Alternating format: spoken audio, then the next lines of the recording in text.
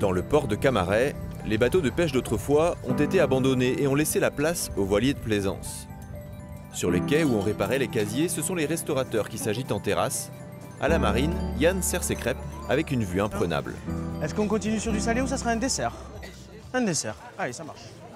Moi, je vois par rapport au retour des clients, ils me disent vous habitez au paradis, quoi. C'est vrai, hein, c'est un petit paradis, tout tranquille. On est sur le port, face à la mer, carte postale vivante tous les jours. Pas besoin de voyager beaucoup. Il y en a qui font 1200 bornes pour venir ici. Nous, on habite ici et le cadre est là, quoi.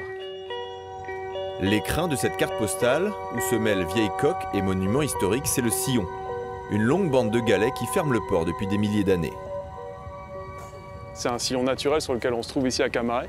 On en a plusieurs dans la rade de Brest et dans la pré-rade, parce qu'ici on est dans la pré-rade de Brest. Ce sillon naturel abrite naturellement le port de Camaret et donc a pu se développer autour de ce sillon-là le port de pêche évidemment et puis toute l'activité de pêche de Camaret, pêche à la sardine au départ et surtout pêche à la langouste. Puisque dans les années 60, le port de Camaret sera le premier port à la langouste d'Europe. L'un des joyaux architecturaux construits sur ce sillon, c'est la chapelle Notre-Dame de Rocamadour, une transposition du breton qui signifie rocher au milieu des eaux.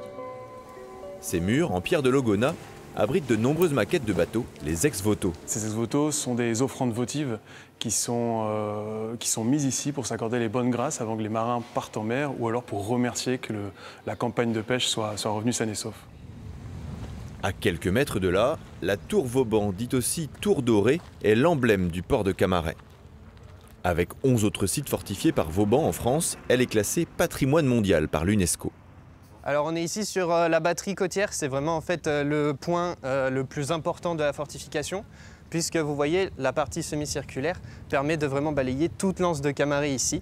Donc on protège ici le point de mouillage, donc où les bateaux stationnent en attendant de passer le goulet de Brest qui est un passage dangereux.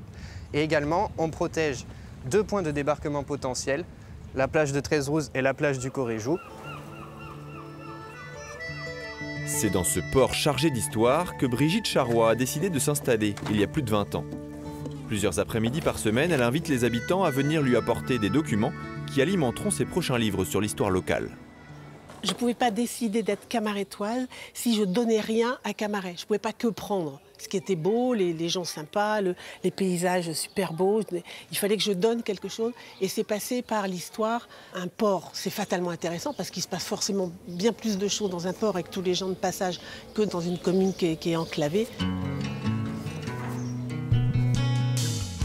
Aujourd'hui, une partie de la vie de Camaret est assurée par les artistes du quartier Saint-Thomas.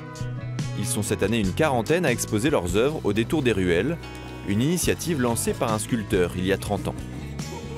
C'était au moment où les boutiques fermaient à Camaret, les petites épiceries, merceries ou autres fermaient. Donc les artistes ont trouvé cette opportunité de s'installer à ce moment-là. Certains, comme Yveline Abernotte, accueillent même les visiteurs dans l'atelier où ils créent toute l'année. Moi je suis là depuis 18 ans. Je vois qu'au fil des années, il y a de plus en plus de gens qui passent, tout ça. Et puis, il y a de plus en plus d'artistes qui s'installent aussi. Donc, ça crée une synergie, ça crée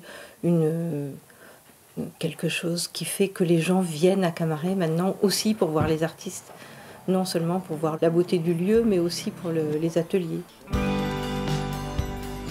Porte d'entrée vers les paysages grandioses des falaises du bout du monde, le port de Camaret est un haut lieu du tourisme estival en presqu'île de Crozon. Une pépite animée par son quartier des artistes et les trésors de son sillon.